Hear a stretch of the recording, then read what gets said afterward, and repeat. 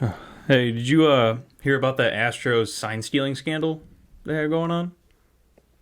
Dude, that happened 5 years ago, man. Pretty sure no one cares about that anymore. Oh. Wait. So, what year is it? What are we even doing here? Podcast. Oh. Allegedly.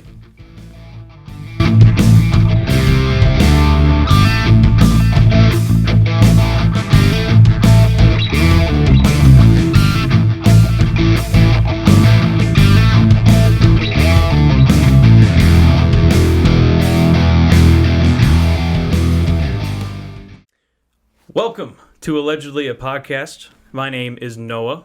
I'm Lucas. All right. So let's begin. And I'm going to start off with naming the subject. Today we're going to be talking about Chernobyl. baseball. Chernobyl, right? Today's Chernobyl. I like your train of thought with that, but we got to save it for a different day because Okay. today we're talking about baseball. Oh, okay. America's pastime. Yep. I was gonna Some say. might say it's not anymore. But Well, we'll discuss. We have to get into that. I don't know. That's a very good question indeed. well, I'll start by saying that I'm a big baseball fan. I have been my whole life, and I know a lot about the game, so it should be fun. Let's get into it. I will start by just naming my favorite team. I'm a fan of the Detroit Tigers. I grew up in Michigan, close to Detroit, so that's just my team by default. Nice. And I've been a fan my whole life, and that That's fair. 2010-2014 run was fun to watch. Oh. It's too bad they couldn't get it done. Absolutely. So yeah, what's your favorite team and why? My favorite team is also the Detroit Tigers. I man. grew up in Northwest Ohio. Didn't grow up in Michigan, but my grandfather on my dad's side and my father were huge Tigers fans. Still, my grandfather who passed was a huge Tigers fan. My father now still is. I respect that. He still is. I was gonna say my dad is an all Detroit fan. I just couldn't follow him down every sports road, so I followed him down at least the Tigers because the Tigers are. And fun fact, actually, about my family and I guess the Tigers organization. My grandfather, who was a Tigers fan, he actually tried out for the Toledo Mud Hens.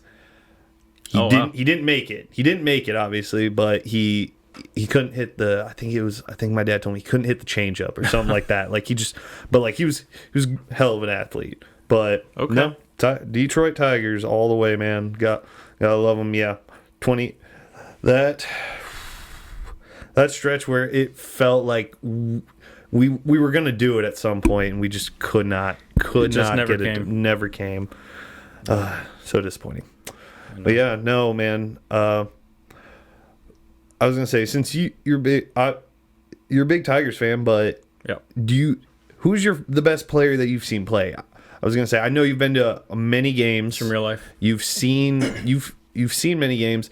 Who do you think is the best player you've seen play in person, or I guess on TV? If you can't think of someone in person. Okay. Well, being a Tigers fan, of course, the first name to come to my mind is Miggy's. Oh yeah, But- Miggy. One could argue he is definitely maybe the best player I've seen in person, but I'll talk about who I think is, and Okay. I think he's better than Miggy. Albert Pujols. Oh, I've seen him play. I was out in California, LA one year, visiting my brother, and we ended up going to a Dodgers-Angels game at Dodger Stadium, and so I got to see Albert play. I was gonna say. But something you might see on YouTube these days of like an MLB oddities or follies or whatever. You might see this clip on there. Albert Pujols actually tagged up from first and made it safely to second off pop fly. Albert Pujols, one of the slowest guys. And I was just about to say that wasn't prime Pujols. Prime Pujols was No. was St. Louis Cardinals Pujols. When he got to the Who's Angels, he wasn't washed up because he was still playing good. But yeah, no, that's like late in career Albert Pujols. And that man ain't really moving like he used to. No. But yeah, the that's reason pretty he awesome. was able to do that is because Yasiel Puig, I think it was like he caught it deep center field and he was just kind of like dogging it, messing around, threw it in slowly. Yeah. And Albert was ready. He was ready for that, and he saw the opportunity. He took it. He made it to second safely. And not to interrupt you, I know what was that weight from? So Josh, our camera guy, he just flashed a weight of Albert Pujols. How much did he weigh? What year was that? Because that had to have been close to the end. Let me look up rookie weight. So yeah, well, Josh just flashed a picture of Albert Pujols, and it said 236 pounds, 236 pounds. I was gonna say I weigh about 240, 245. That's a lot of man tagging up from. I was gonna say I don't think there's anything more panic because like obviously I've played baseball, but like the only thing you can get close to playing baseball is playing wiffle ball.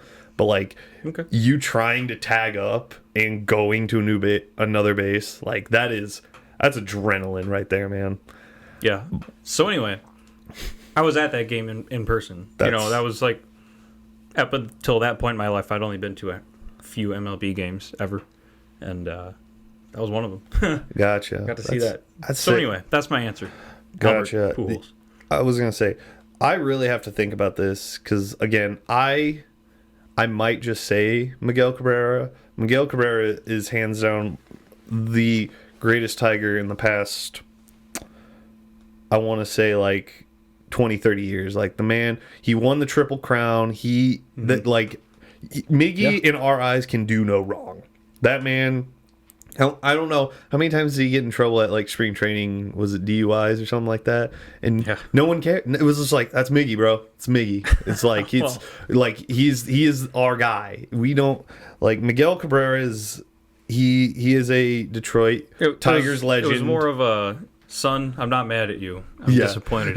Basically. But like Miguel Cabrera, like you look at him, the city of Detroit loves him. He's one of those guys where it's like at the end of the day, like Detroit is your home, and this is where like you can go anywhere and people are gonna know you. I was gonna say, I think the coolest part was beginning of this year when they did first pitch of the year. They had Miguel Cabrera come out with who was it? Was it Megatron? It was Megatron. Was Isaiah Thomas was out there? I don't know. They had like four. They had each Detroit, each major Detroit team, like basically the guys, like the Mount Rushmore of guys who I guess are still alive, of current, or just past in general. Yeah, because I know Megatron was there to throw out the first pitch. I knew, so and obviously Miggy was there, and I can't remember who the Red Wing was. I don't think it was Yzerman. It might have been McCarty. I couldn't tell you. I don't remember. I just know I've seen the video multiple times, and it's just three guys one wearing the Lions jacket, one wearing a Pistons jacket, one wearing a Red Wings, and then it's Miggy walks out there, and all four of them throw out the first pitch, and that's awesome. It's awesome. So I've seen Miggy play, and Miggy is probably one of the. It's hard to like say anything different. So, not to just say that he's the best, I'm going to go with a guy that I've watched play in the minors, and now he's up at the major league level. And every time I've seen him, he's done something just awesome, and he's been good. And I'm going to go, and he may not be great right now, but I'm pretty sure he's going to become great. And I'm going to go with Riley Green he's on Tigers. He was in the farm system. I remember going to one summer. I went to like 5 different Mud Hens games, and every time I went there, he was doing something, man. If it was home running or he was at least getting on base, he was scoring runs. Like the dude's, he's a player. I was gonna say he can definitely be a I wasn't sure if I had him or Torque. I was gonna say, but Riley Green definitely is one of those guys you gotta watch out for. He is definitely up and coming, and he can be part of if the Tigers keep, I think, doing what they're doing with the draft and everything, getting those young players and keep getting them up through the farm system. Like I think the Tigers right now, I don't want to get too in depth with the Tigers. The Tigers, I feel like, have role reversed from where they used. Maybe a question for a different day. Maybe I'll just say just to end this, the Tigers, they have decent bats now. They have not very good pitching, and I'll leave it at that. But Miggy's probably the best, one of the best players. So I agree with you on that. And then Riley Green, he's going to be the next Tiger great. Hopefully, he's going to stick around for a while. Miggy's obviously the easy answer. So I respect I respect Riley Green. I was going to say he's been around basically since like I got into watching baseball. I'm pretty sure he's been around since he's been a Tiger since we got into watching baseball. So it's kind of hard not to pick him. Yeah, exactly. But I digress.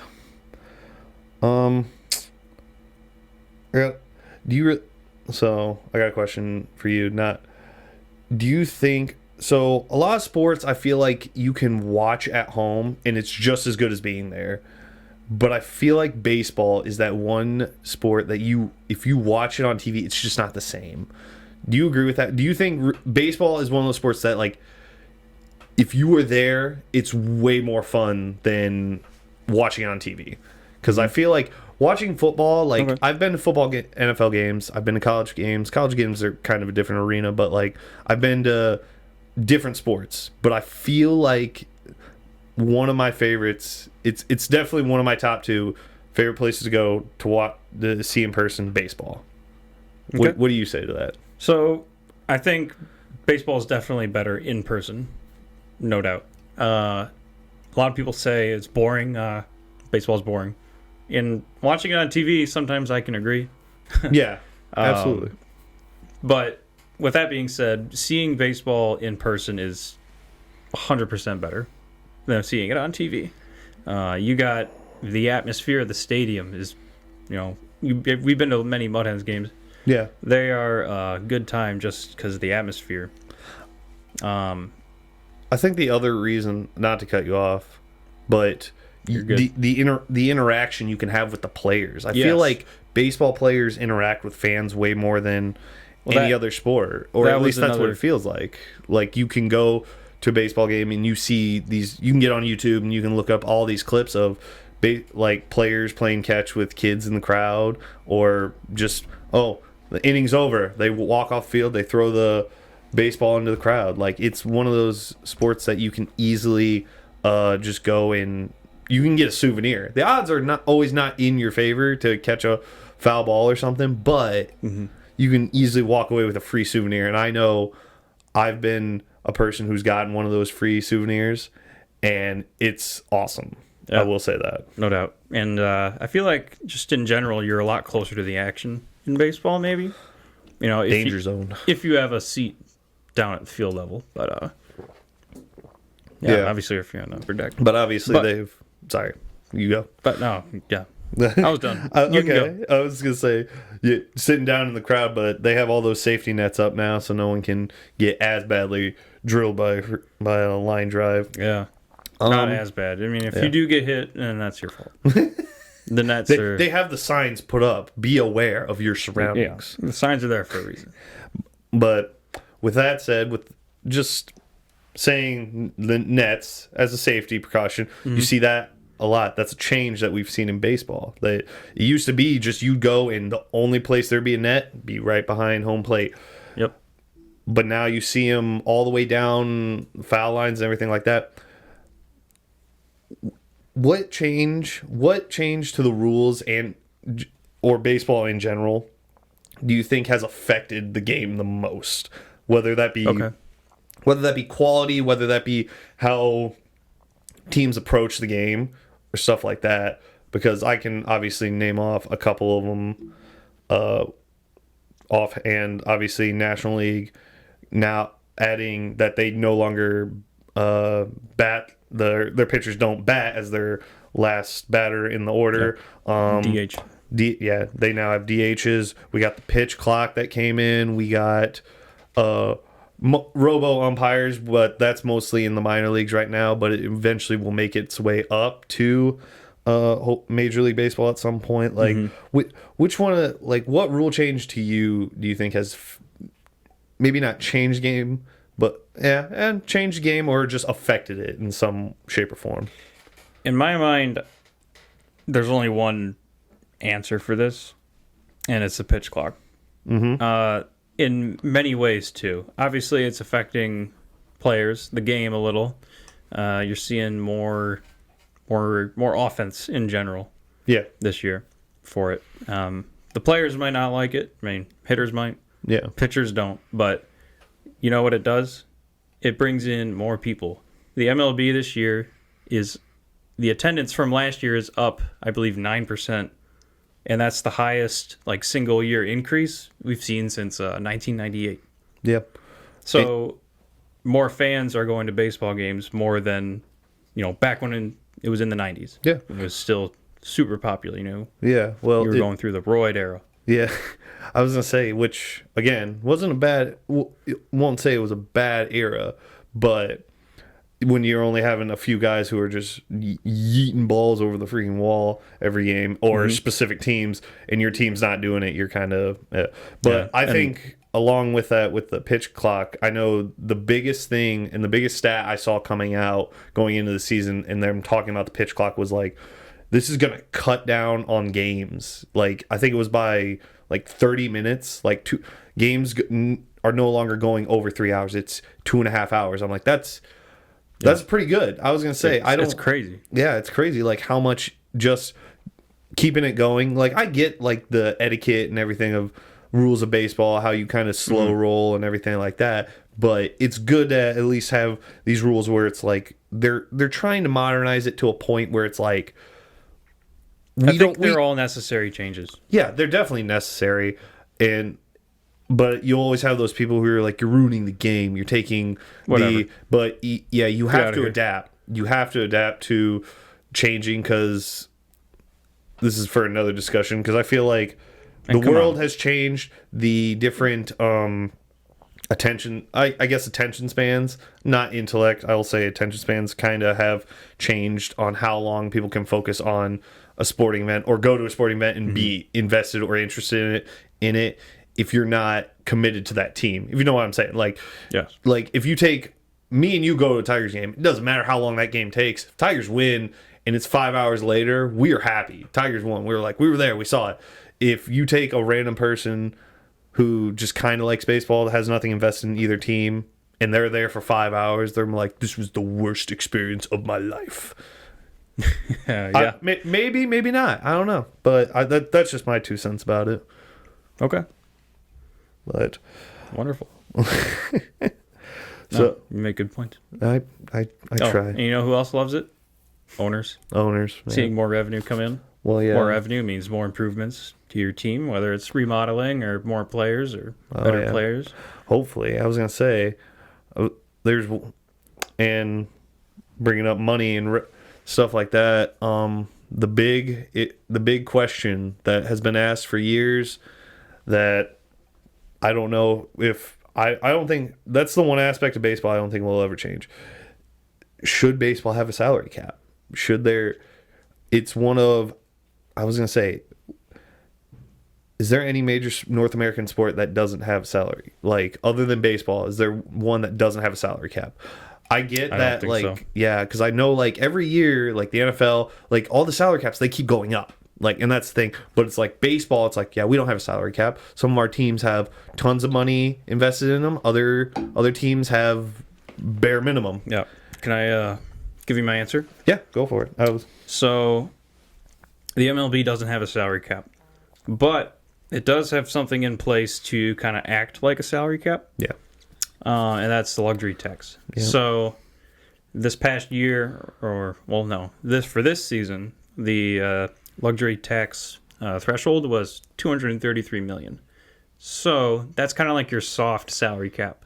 So what happens is if your player payroll goes over $233 million, you start accruing luxury tax, right? Mm-hmm.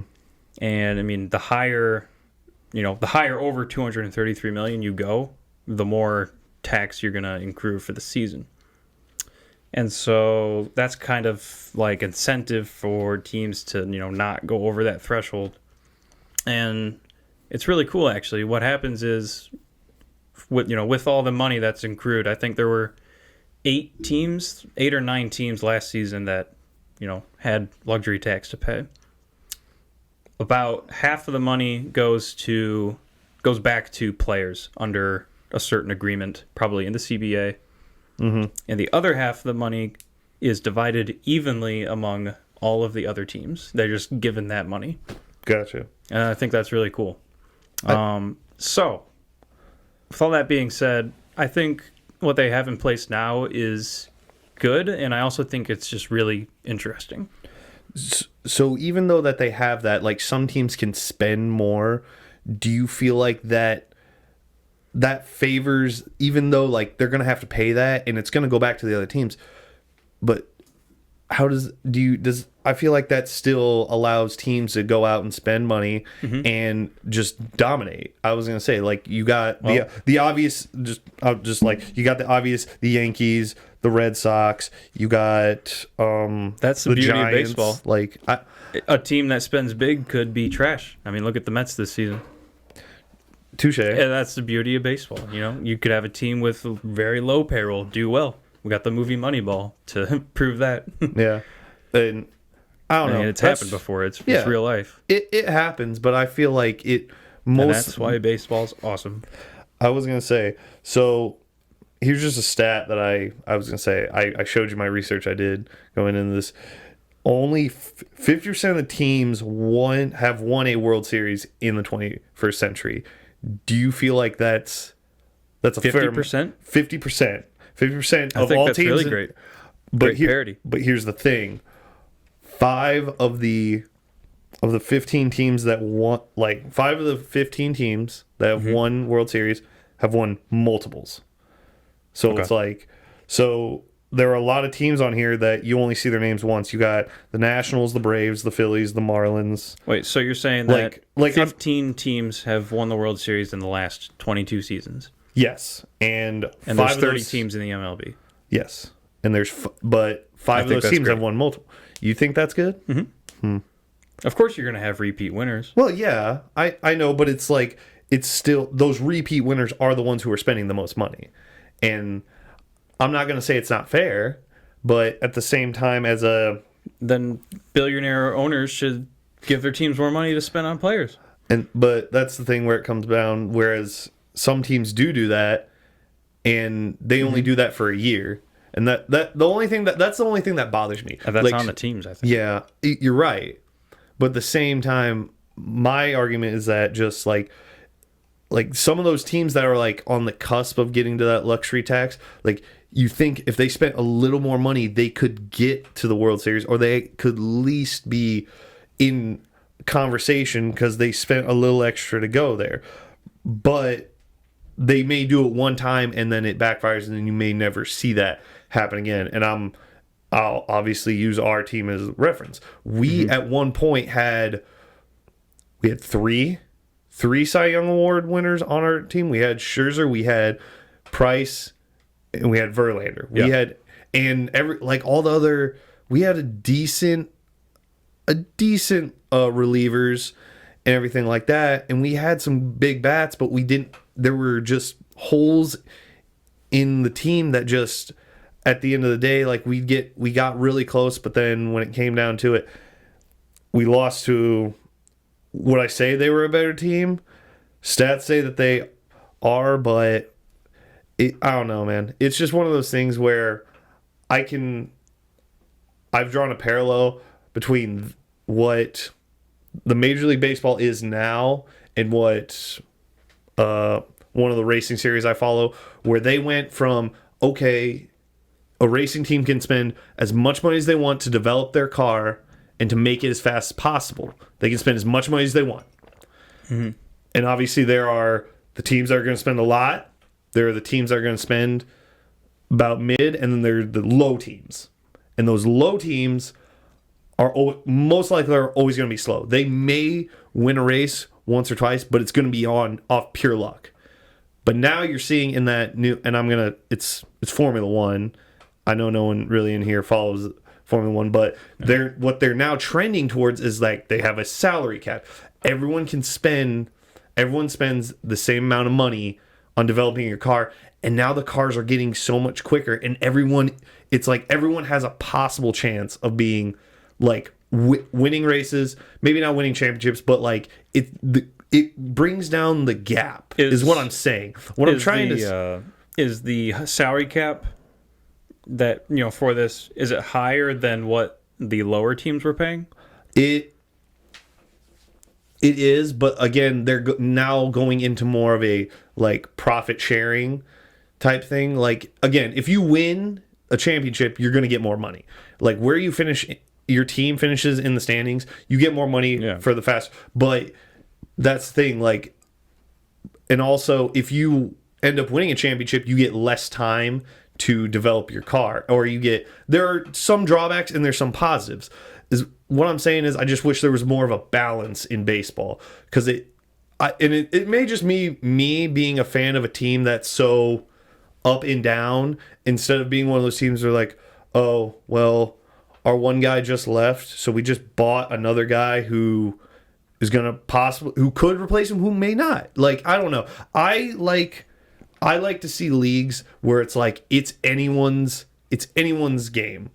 And I feel like baseball is that one league where, like, again, people there obviously got to be teams that got to suck. But just imagine if every team was like every division, you look at each one of them and they're all the same. Like, when I say all the same, like they're all like within the same percentage of each other. This year, you look at the AL and NL Central are literally the outliers. You look at the AL, NL West, AL East, they are ridiculous. Like, the guys who are leading those, they're just way ahead. You look at the Centrals, the people who are ahead, I was going to say, are they like, they're barely above like 500. Like, I'm trying to pull it up right now. Yeah. But like, that's just my thing. I'm like, I don't think any of this is the league's rules fault. I think their billionaire owners should spend more money, right? I guess it's the owner's fault. It is, but at the same time, I hate that some of these teams don't spend the money because just due to the fact that either some of the owners don't hate the rule, hate the team owner. I don't know, man. Maybe I'm not gonna say that I'm for a salary cap, because like how you described it makes sense to me, and I feel like it's beneficial for everyone in the league. But then at the same time, like you said, they share profit, but that doesn't give any benefit to the team who finishes last, other than, oh, you might be able to draft someone high. They're also getting some money from those teams that do spend a lot. Yeah. Like lots. But like, I feel like baseball is such a big entity, because like there's nothing like baseball. There's nothing like Major League Baseball, due to the fact that you have obviously the top tier, you got Major League Baseball, then you go down to AAA, you got like obviously the Mud Hens, you got the Columbus Clippers, you get all that, and then you get AA, and then just all the leagues, man. That's the thing. There's no other real sport like that, where it's like all those. Maybe hockey. I guess hockey's pretty kind of there too, but it just, you can draft a guy and he can be the highest pick, he can be the best prospect, but that doesn't promise you anything. I think that's just baseball, though. Yeah. I guess it's any sport, but I don't know. That's the beauty of baseball. It's just so you're right. It is different from all the other sports in that and how it's structured. Yeah. How many? I was gonna say, do you actually know this offhand? How many players were taken in this past draft? What's the average number of picks, Josh? I was gonna say because there's 20 rounds. Yeah, and there are supplemental draft picks that are given, so it's not an even 30 picks per round. Yeah. No, it's definitely not. Just. But that's the other thing too, where that's where I'm trying to get at. The net of people who play baseball, it's just so much higher. How many people go in the draft? What? It says there will be 614 players in 2023. 614 players.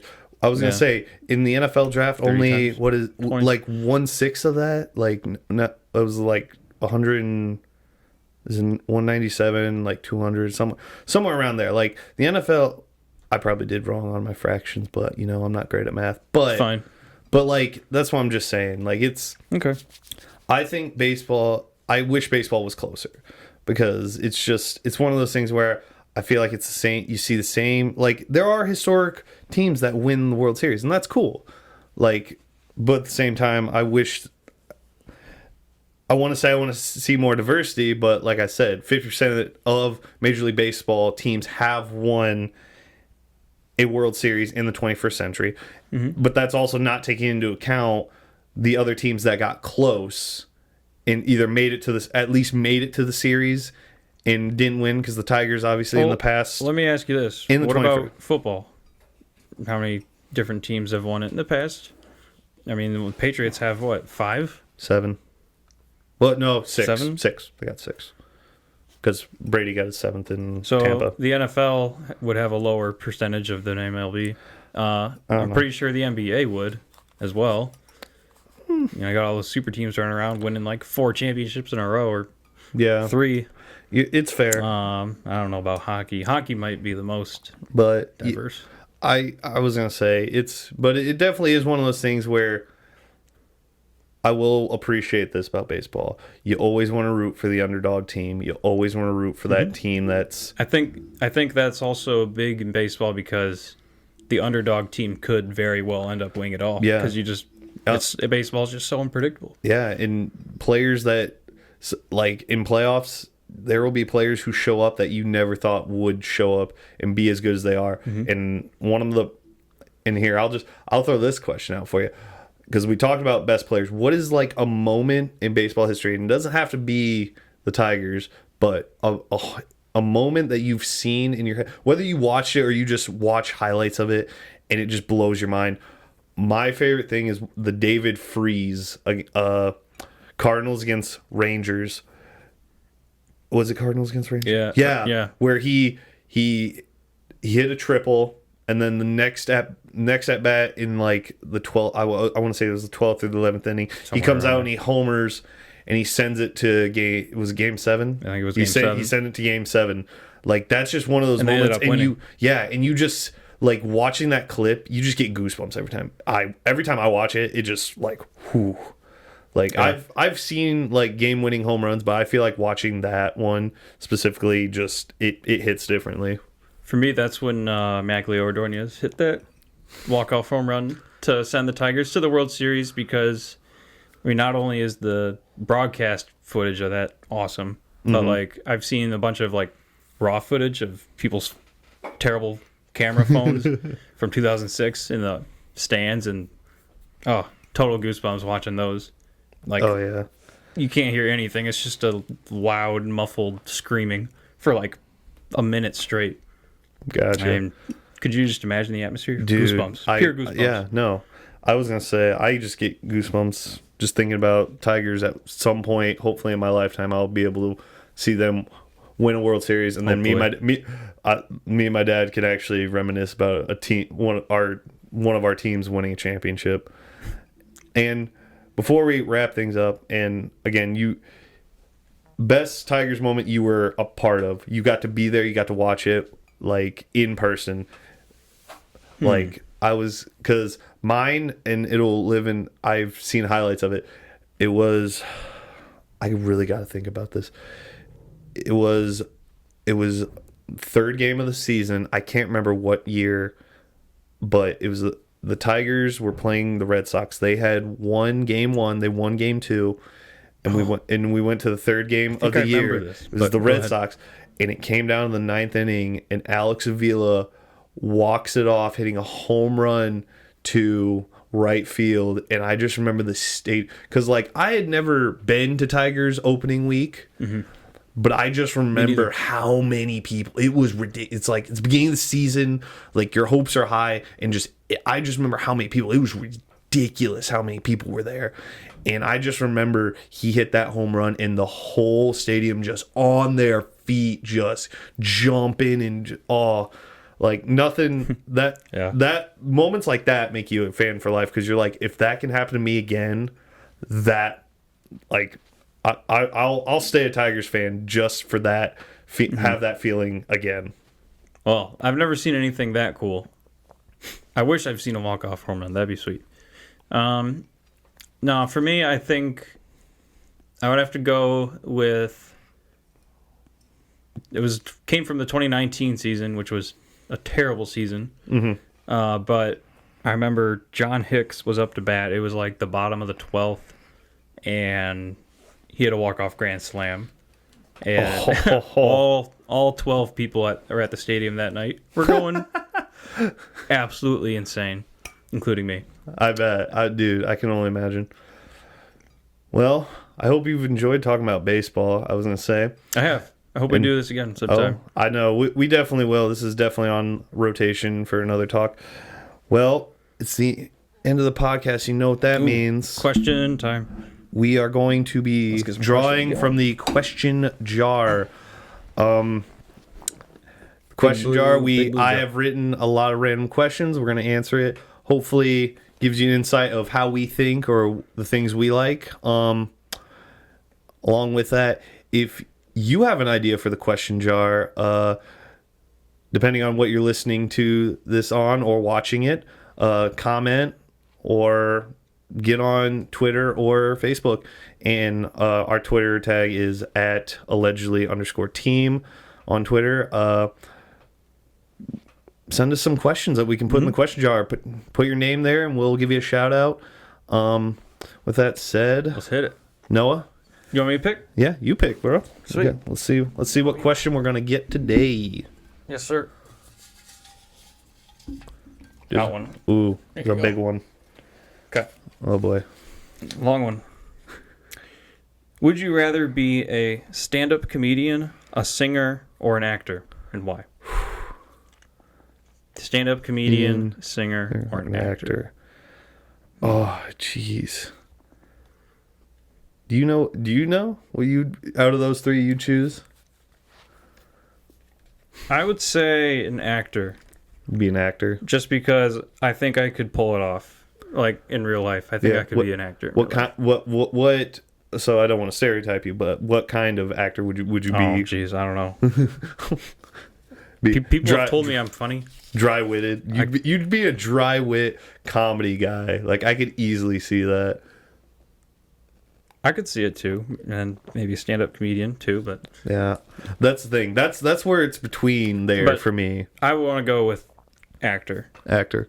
Yeah, although I wouldn't want to do too much stuff because I want some free time. Absolutely, that's the thing. Also, I would mess with like paparazzi so bad. Oh yeah, I would mess with them, and I have so much fun with it. I bet. I could easily see you just pranking the crap out of the paparazzi, man. For me, I'm gonna say stand-up comedian just due to the fact that I don't want to live in California and make movies. I was gonna say, they film stuff in other places, but as a comedian, you can travel where you want, basically perform. Obviously, if you have a specific kind of comedy style, some people are probably gonna like it more than others. So you probably want to stay in a certain region. Because I know some of my favorite comedians, one of them stays in the Midwest, the other one kind of performs in like the Rocky Mountain kind of areas, California, Idaho, places like that. Mm-hmm. So I don't know. I definitely feel like I like making people laugh, so I definitely gotta go stand-up comedian would be my choice. Awesome. I like that. Well, that wraps it for another episode. I hope you enjoyed listening and or watching. Hope you come back. Me too. Hope you come back to hear some more of us bickering and talking. Thank you. Yep. High five, Thanks for watching or listening. Bye.